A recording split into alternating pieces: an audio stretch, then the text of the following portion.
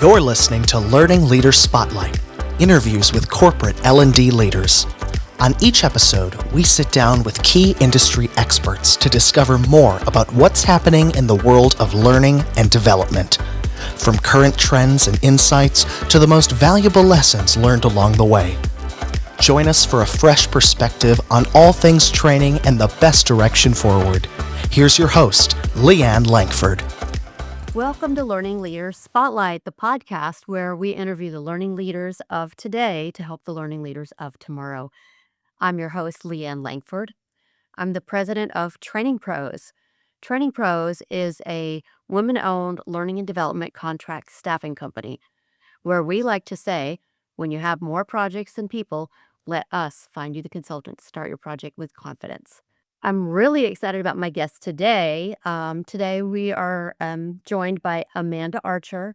She's the Director of Learning Experience at Advocate Health. Welcome, Amanda.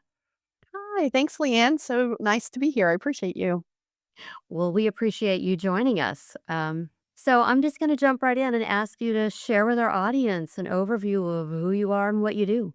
Yeah, great. So I am Amanda Archer, and I work for Advocate Health, which is the third largest nonprofit healthcare system in the U.S. We've got about 170,000 teammates, and I have the joy of doing all things learning for the organization. So my team is amazing. I have a team of instructional designers who create learning, a team of learning systems administrators who deliver that learning. And then we just do all things, whether it's, we're highly regulated. So we do all things with regulatory learning. We've actually built a learning governance program that won us Brandon Hall Silver Award last year for our learning governance. And so we've done all of those things and then really excited that we're really jumping into some skills work and really helping the organization from an AI literacy standpoint. So really just thinking about learning as a whole and how we're impacting a very large organization from a learning perspective. So love what I do, love this world. I've been in learning for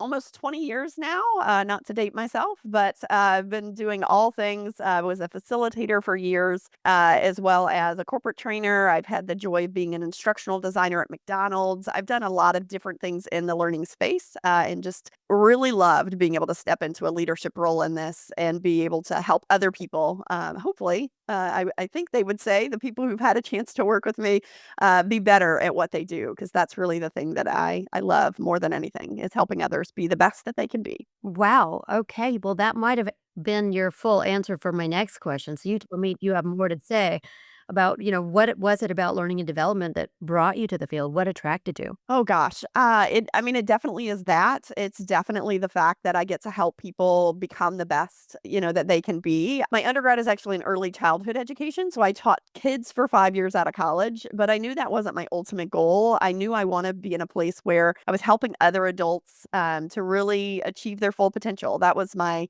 kind of ultimate goal. And at one point I thought that might be in like a women's minister type of role. And actually, went to school for that for a bit, but that didn't quite pan out, and so found myself in this is the very short version in a corporate learning role where I was able to really learn that this was a job. I didn't know that coming out of college that there was actually a role that existed where you created learning and had an opportunity to facilitate that learning and do all of those things. So I ended up doing that for a corporate staffing company and or a healthcare staffing company, and loved that work. Had a great boss there who kind of helped me learn more about the industry. But in the end, I was back in that world of being able to help people understand new concepts, help them to be better at their job, just to help people be better. And that was ultimately the thing that drew me into this space. That's a good story. I really love a lot of things you said there. First of all,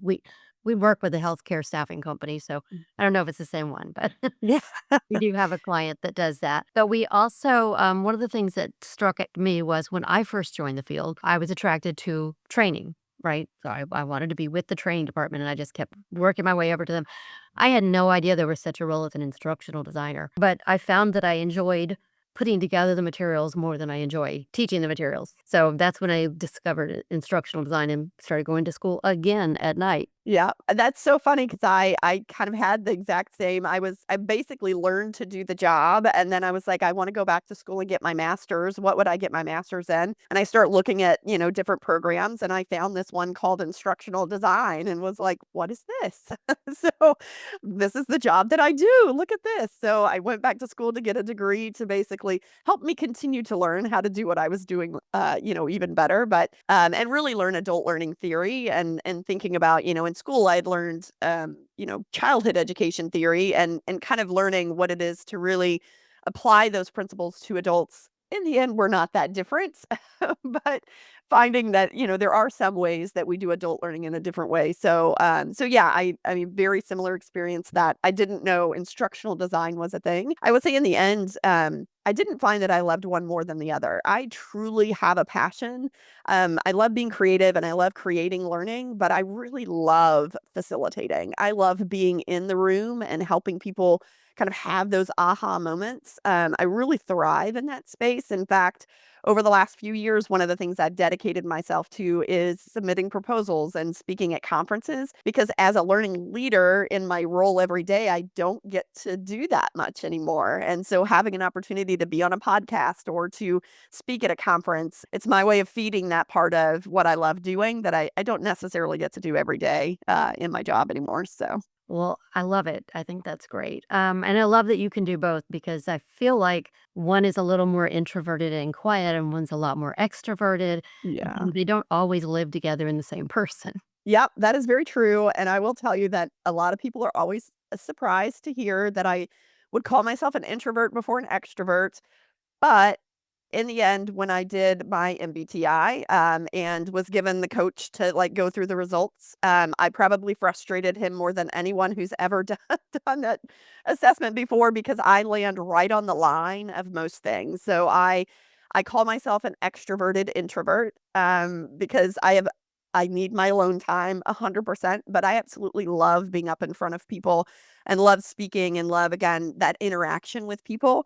I have a little bit of both of those things in me, but I also lay on the line of most everything else. So I really frustrated him when he was trying to coach me through those results.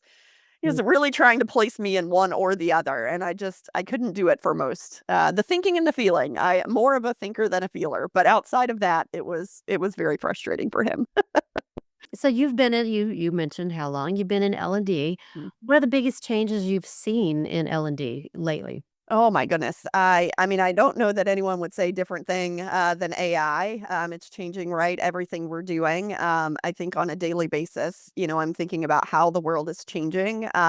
When I think about, so even how we kind of got into this industry and kind of, landing in that because we were facilitating or, we started creating something and, kind of landed in a space where like, oh, we're kind of good at that. And so we start doing more of it. I feel like some of that creation piece is changing a lot with AI. And I feel like some of that is pushing from an organizational standpoint for the learning team to truly be part of the business and not just a support to the business. So that's the thing that, and for me, I get excited about that. I think as a leader, especially as my job has changed and I've stepped more into, the strategic side of the world, I get really excited about.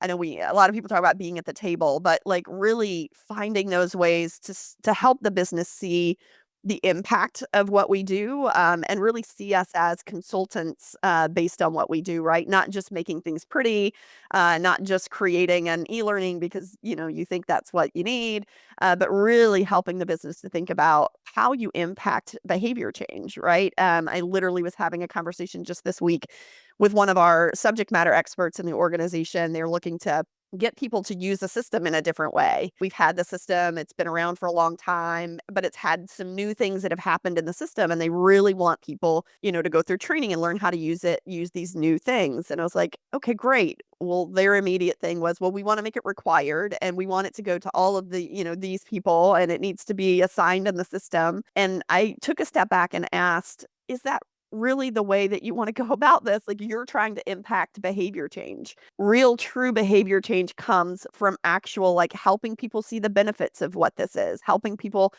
kind of look at it from a different angle. Like, are there other things that you could be doing? Is it more of a marketing of, do we need to find a way to help people, do testimonials and get those out to people of hearing how this has saved so and so much time in their work? And so really helping the business think about learning. Sometimes it's learning, sometimes it's marketing, sometimes it's really just helping them to think about how do you impact the way that people do the things that they do. They often know that they want behavior change, but they think putting an e-learning out there will get them where they want to go. We really are helping them to think about all the different ways that that could happen, right? That aren't necessarily bringing people in a classroom or doing an e-learning. What are some of the other ways that we can help people learn? And AI is helping us do that in different ways. So I feel like that was a long answer, but it's so much change from like where I started and how things looked when I started in the learning space to now of really just that partnership with the business. I think that's a great answer. I love it wasn't too long, by the way. Yeah, no, I love how you're talking about us changing from we're supporting you to we're now part of your process and your implementation and Yeah. help you get your job done. That's one of the biggest changes I've noticed with the AI is that we've kind of moved from being a content factory back to being performance consulting.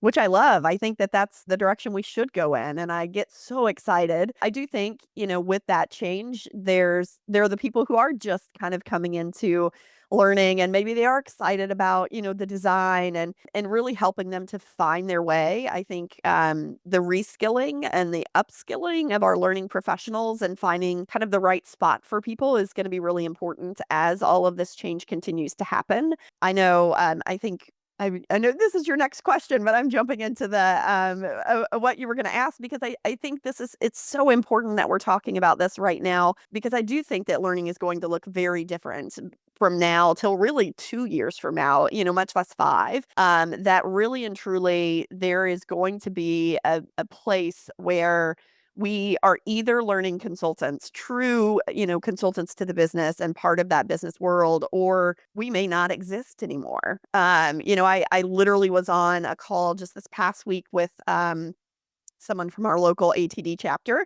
And she and I were talking, and she made the comment that she's not sure that learning will exist the way that it does today in corporate entities, because of AI, in the next 2 to 3 years. And I was like, wow, that's a big statement. Like that's big to say. I don't agree with that. I do think that we'll still be here. I think it's being business consultants. And I think the other thing, this really made me think about this. I was like, what would learning look like? We've done this pendulum swing between like in-person facilitation to virtual and, the e-learning and all of this. I feel like there's always this pendulum. I feel like AI is creating a new pendulum because I feel like we're going to swing this way a lot with AI and we're going to go to agents and we're going to go to, people kind of having this in the flow of work support that we've been trying to figure out for years, and AI is going to make it possible. So some of the in the flow stuff, right? I don't have to take a whole course anymore. I can go to an agent and ask it a question and get my answer really quickly. Learning is going to be done in a very different way. And I think that that's true. But the thing that's not going to change is that humans need human interaction and we learn from one another. And it's hugely important that we do that, right? Like you've got different experiences than I do. I love more than anything. I love sitting in a room with people who have different experience than me, which that's everybody, right? Everyone has gone through something different. So I love being in a room where people bring different perspectives and different ideas. And that is so much part of learning. AI is going to bring you, what it brings you, but to have that in person, I call it the in legs or with legs experience, right? To see people with legs, like in a room together. I feel like learning is going to have more of that pendulum at some point where people go, we really want to be together. We really want to have that in person experience. And I think we'll see a rise of some more of that in person facilitation, honestly. It's some time before we see that, but I feel like we'll swing that direction at some point because AI is going to take us so far away from some of that, and people are going to want to come back together. And as learning professionals, honestly, said, I think the benefit of that is so huge. We have to facilitate that happening, right? To bring people together and make sure that that's still part of the learning world. So again, it may look different than it ever has before. If I, as an instructional designer, spend 90% of my time today creating e-learning, probably 90% of my time, in the future as a designer will be creating in-person experiences, right? So maybe there's a swing in that space. I'm so excited. I was on a webinar this past week, and the guy talked about learning being like a journey without a map right now, because we really have no idea where we're going. And I thought, That's so true." But it's exciting to think about that, and exciting to think that we can create our own path to getting there. What we can't do is sit back and wait and hope that it all turns out okay. We do have to jump in and prove our worth and, truly become those consultants to the business. But if we do that well, I think we will survive. And I think we'll get to see and create what the landscape looks like as we move forward. That's an amazing answer about where we're headed. I loved it. And one of the things I actually have been seeing, because we work with, a lot of different companies, Yeah. we have been seeing a shift to in-person learning again. And I loved how you called it people with legs, because I've been virtual for decades, and it's nobody has legs. We're just Yep. here. Yeah, and it's definitely makes it different when we all got used to being virtual in Mhm. 2020, and nobody wants to meet in person anymore, but I'm starting to see people want to meet in person again, Yeah. and we're seeing a lot more engagements for instructor-led training. It's a great change, and, yeah, and I agree also with you that sitting still and hoping things don't change won't work.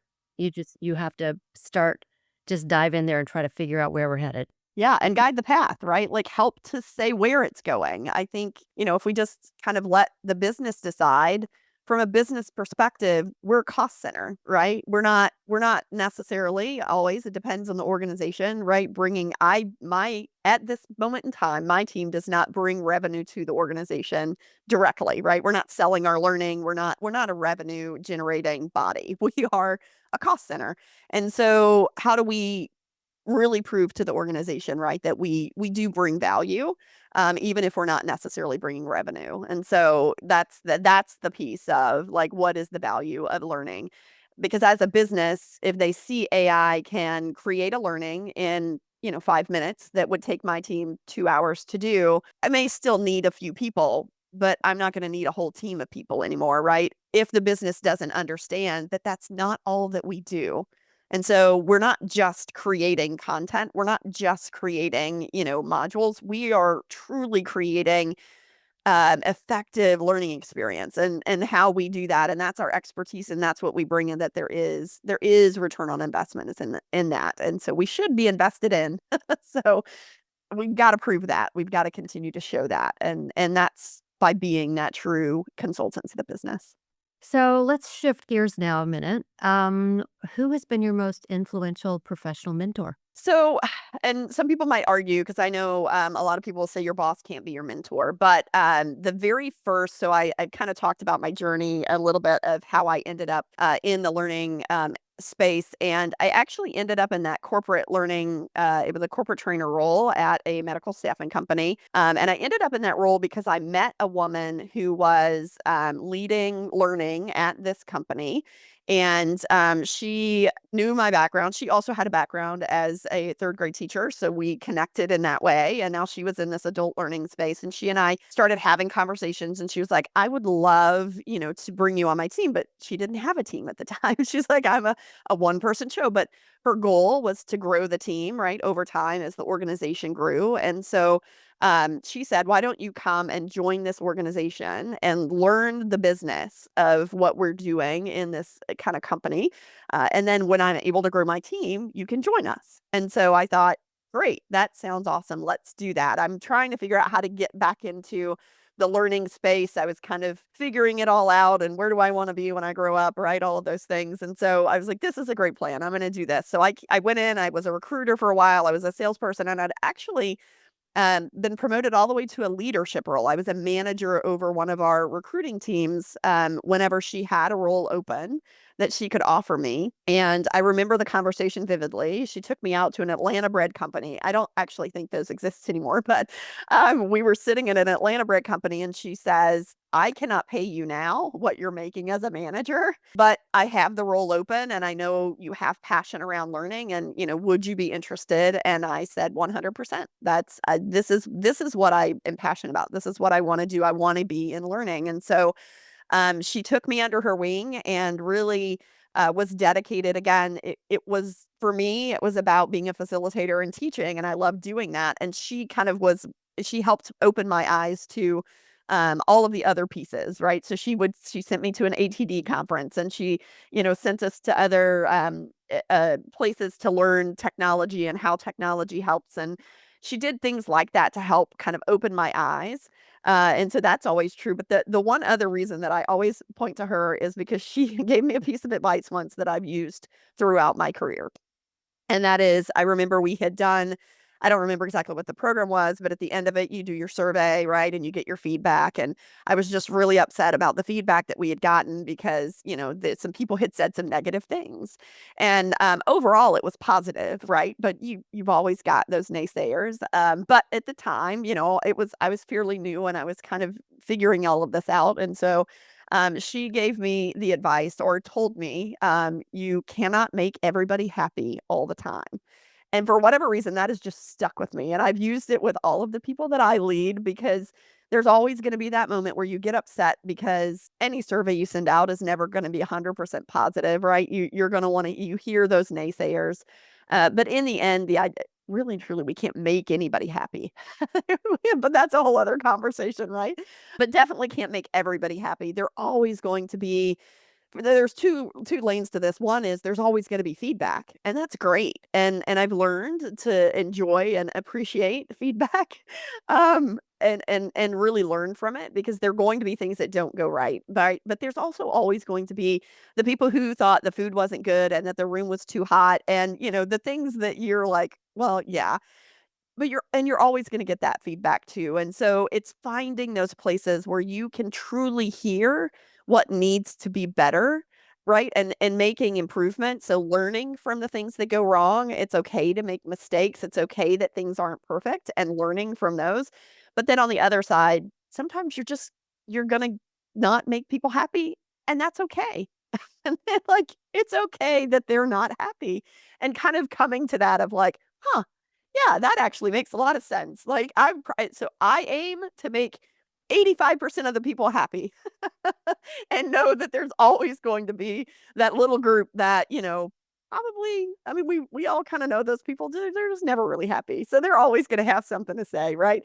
But that's a piece of advice that's always stuck with me. So when I think about kind of someone, and still to this day, any role that I've gone into, I've been in this one for 9 years, so I haven't asked for a reference for a while, but she's always the first to say, absolutely, I'll give you a reference. So she was an amazing both boss and mentor to me in this space of learning.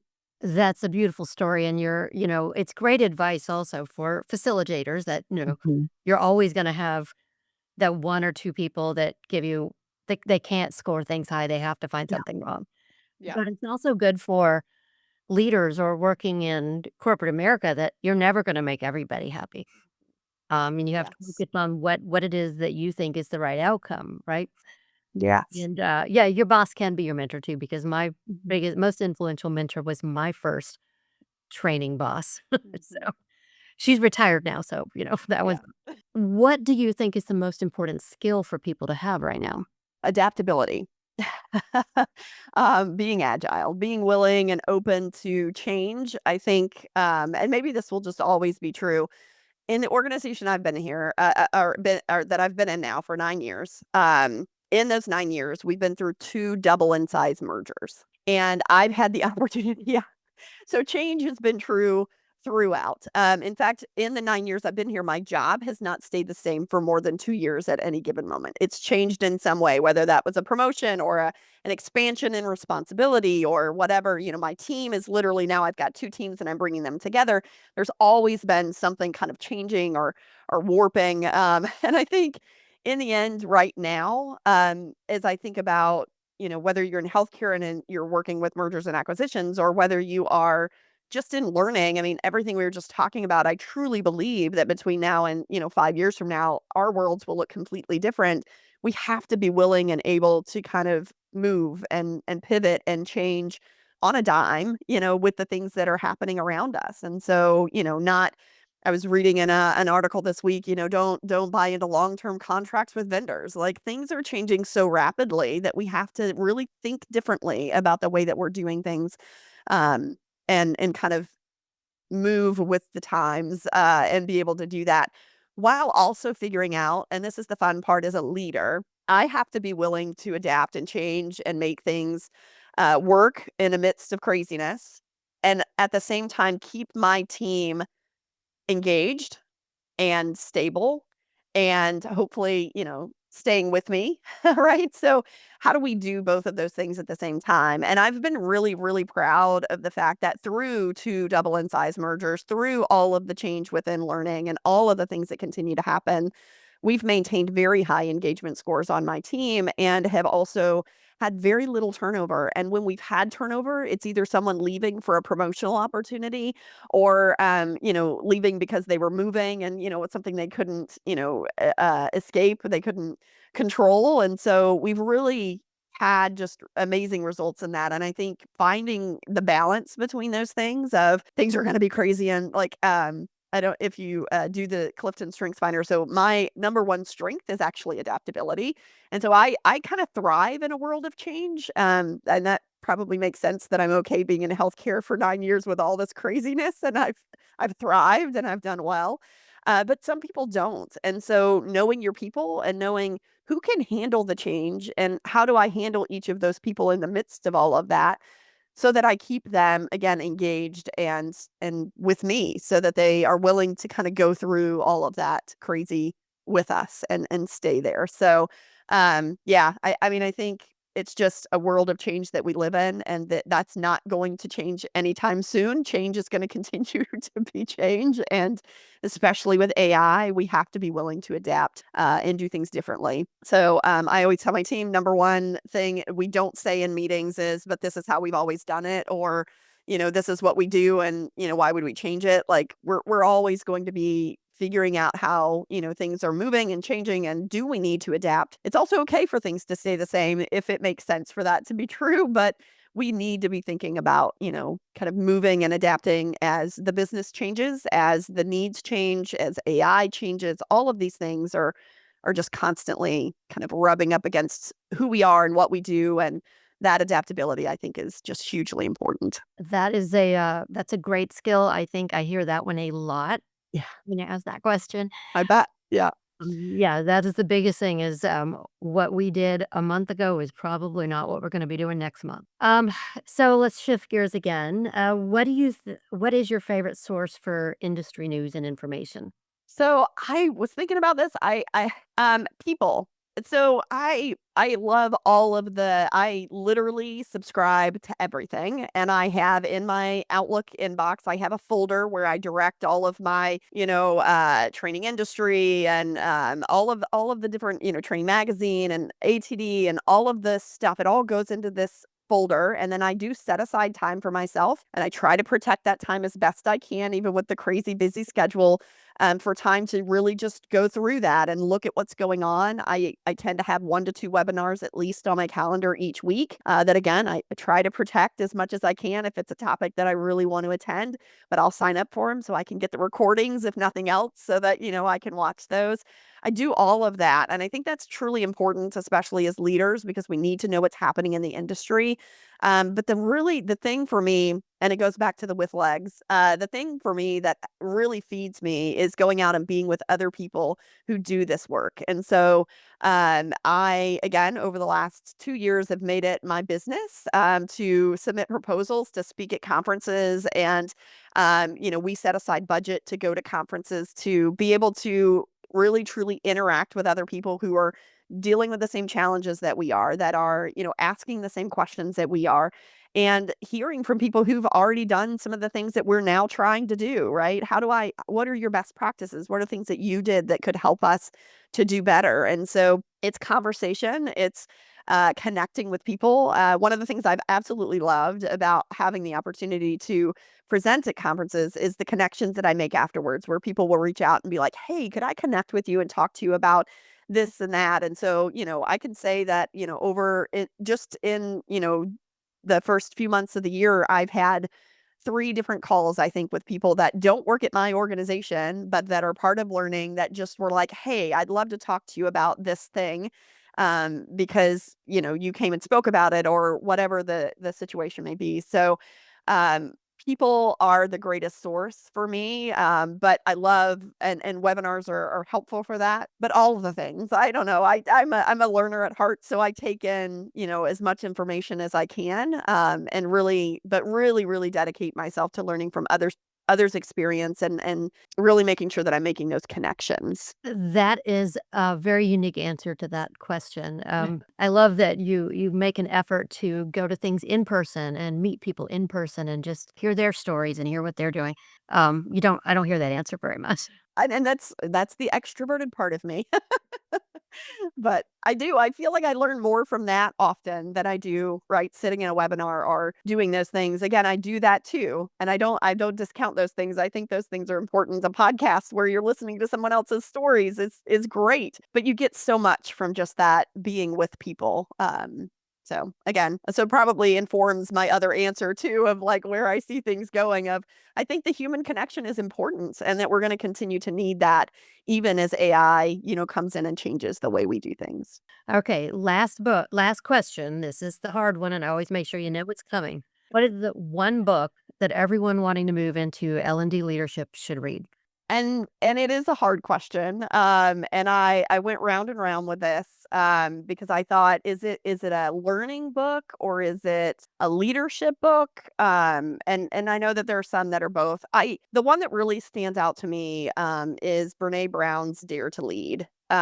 Because I love that her approach to leadership is, and not to say that, there are so many things that are important in leadership, so it's so hard to like frame those things, but her focus on just people and mental health, and the ability to kind of take care of the people that you have under your care, to me is so very important. And to be able to do that through all of the change and the crazy and the tough conversations and the things that you're going to have go on with your team and the people that you're influencing, I feel so very connected. I'm sure everybody kind of knows about her, but Brené Brown's focus on vulnerability, I think, to me, if a leader can truly be vulnerable with the people that they're leading, then it changes everything. And I really equate, and her verbiage of that, I don't know that I would always call it vulnerability, but I think it's authenticity, it's the willingness to say that you're wrong, it's the ability to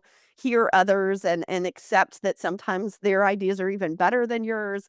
All of those things really are what make a leader the best leader. I truly believe that's part of what has helped my team to continue to have the engagement scores that we have. Like, I dedicate myself to that. And not to say that I do it perfectly. Literally 2 weeks ago, I got off a call, and my manager called me and said, I was just on a call with this person that was on there, and she, didn't feel heard. And I was like, oh gosh, I'm like, I don't do it well all the time, but like, I try really hard to be open and vulnerable and real and authentic in a way that other people feel like they can do the same. And whether that's in learning, or whether that's in, finance, I don't think it matters. I think as a leader, that skill, that ability changes the way that people are willing to work with you. And so, yeah, I think if you haven't read that book, it's a great one. a great one to put on your reading list. Well, thank you for that recommendation. And surprisingly, that's not the first time that book's been recommended. So I think that a lot of L&D, especially women leaders, are recommend that book. And I really appreciate you taking the time to come on here with us today. I know you're very busy, and I know that our audience is going to get some great tidbits out of what you were talking about today. And as our thank you to you, I would like to plant 5 trees in your name. Oh, That's our charity at Training Pros, is we plant trees around the world. To that's date, we've amazing. planted up more than 5,500 trees in the world on behalf of our consultants doing projects and our guests on the podcast. Oh, that's amazing. I love that. That's so good. Taking care of the world as we take care of people as well. That's awesome. I think that's one of the things you get when you work with a woman-owned company is, Yeah. to be bigger than just, doing business and making money. Yeah. I love it. I love it. Well, that's it for this week's episode of Learning Leaders Spotlight. We hope you join us again next week, where you'll hear from another leader from another industry. And thank you again, Amanda, and everyone have a great day. Thanks for joining us for the latest episode of Learning Leaders Spotlight, interviews with corporate L&D leaders. You'll find links in the show notes to any resources mentioned on today's show. If you're enjoying our podcast, please subscribe so you never miss an episode and leave us a 5-star review.